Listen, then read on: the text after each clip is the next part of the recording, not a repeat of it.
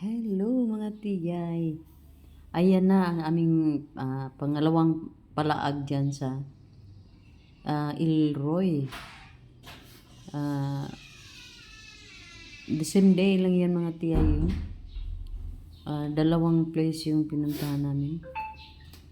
Kasi may kami talaga, may intention kami talaga na puntahan yung lugar na yun kasi yung yung may-ari niyan ay ni relative ni Belsching.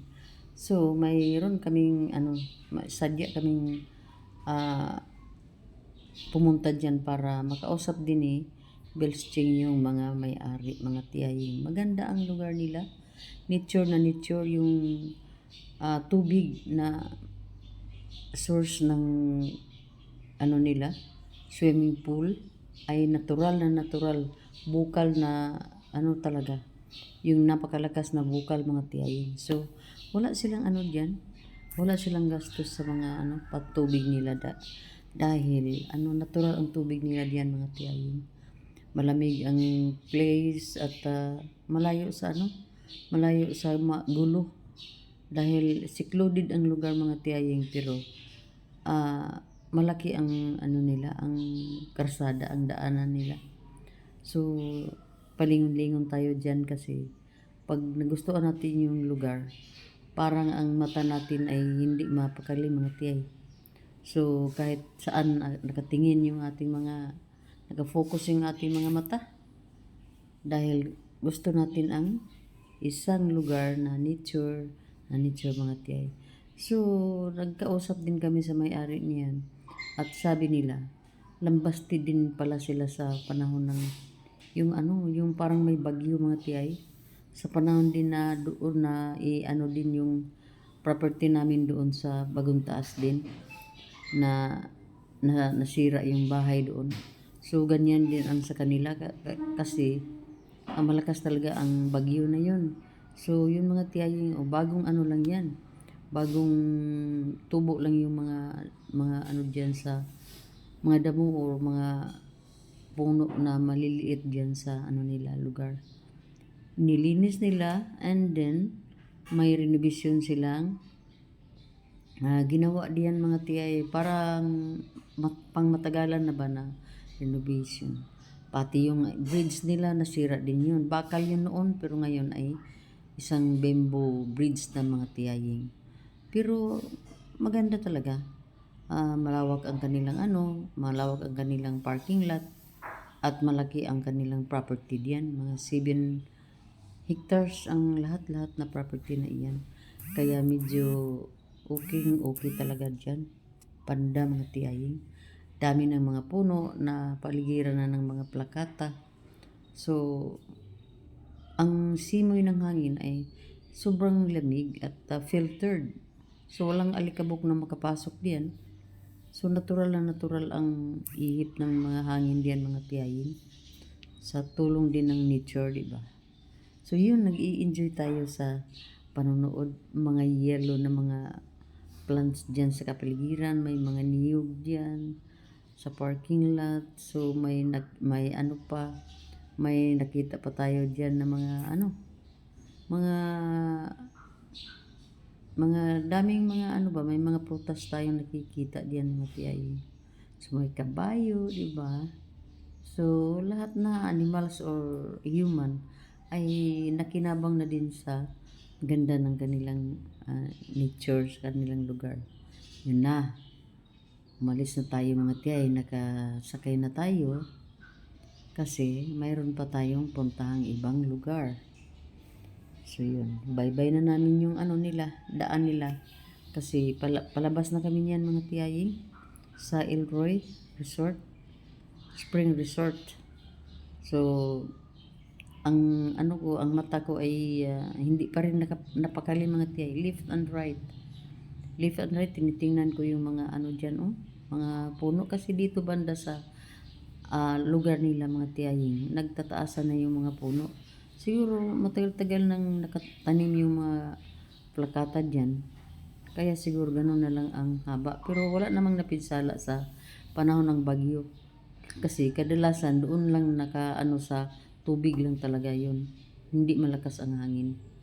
So, yun mga tiyay, oh, di ba? Walang problema ang kanilang daan. Wala talagang problema kasi property nila yun.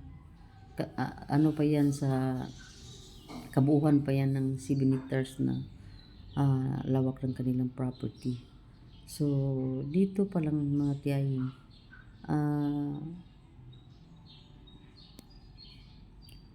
parang ano na tayo, super saya tayo mga tiyay. So, tingin-tingin tayo ng ano kasi nakarating na tayo sa bahay ng ating kaibigan. Ay nako mga tiyaying, ang haba ng oras ng aming pag ng mga tiyay. So, daming tawanan. Yan. Daming pusing. Daming nangyari dyan mga tiyay. Kahit ilang saglit lang kami naka-stay dyan. So, yun mga tiyay. Di mabayaran ng Pasok na naman tayo sa sasakyan So, natin. yun. Kasi kailangan na nating umalis mga tiyaying. Kailangan na nating umuwi. Kasi may oras din naman tayo na kailan tayo uuwi mga tiyay, no? Hindi naman pwedeng pabayaan natin ating mga tahanan. So,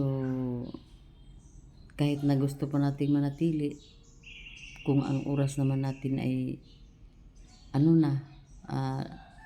kailangan na tayo umalis, di aalis tayo mga tiyay. So, dami namin pinag-usapan sa panahon na iyon mga tiyay. So, bye-bye na namin ang highway na naman. Galing doon sa sa Bangkod. Pero Bangkod pa rin ito mga tiyaying place. So, bye-bye natin yun. At yan mga tiyay, parang wala lang tayong sinabi pero ang isip natin ay puno ng saya mga tiyay, di ba? Very satisfied kami sa araw na iyon mga tiyay. Tahimik na satisfied. So, ang ganda ng dulot ng isang araw na lang talaga ba, gusto lang natin na experience. Gusto lang natin na magsaya lang tayo. Gusto lang natin na namnamin ang moments na inaasam-asam natin na makaalis din man tayo paminsan-minsan sa ating mga tahanan. So yan mga tiyay. Tuloy pa rin ang ating pagbibiyahe. Yun nga. Nagde-drive pa rin si Bilstig niyan. At ako naman ay panay ang hawak ng ating camera. Mga laagan kasi mga tiyaying. So, dahil medyo mahaba-haba din ang ating biyahe, natahimik na tayo. Ayan na mga tiyay. Nasa na tayo. Nasa highway pa rin tayo mga tiyayang pero malapit na tayo sa ating syudad. Yun, Ricari Village na po tayo mga tiyay. Tapos na po akong inihatid ni Bilsing sa bahay. At ako naman ay naghatid sa kaniya hanggang doon sa tinatawag ko na terminal mga tiyayang sa puno ng kahoy. So, yun ang ating samahan talaga. Walang exempted. Hindi exempted ako sa pahatid mga tiyay. Hinatid ko siya hanggang doon sa may mga motorila. So, yun. Nasa na tayo. Yan. Nasa tinatawag na natin na terminal mga tiyaying. Kasi kitang-kita na namin yung mga motorila na dumadaan din. So, yun mga tiyay, alog-alog na ang beauty ng ating video dahil naglakad tayo mga tiyaying. Mayroong rough road.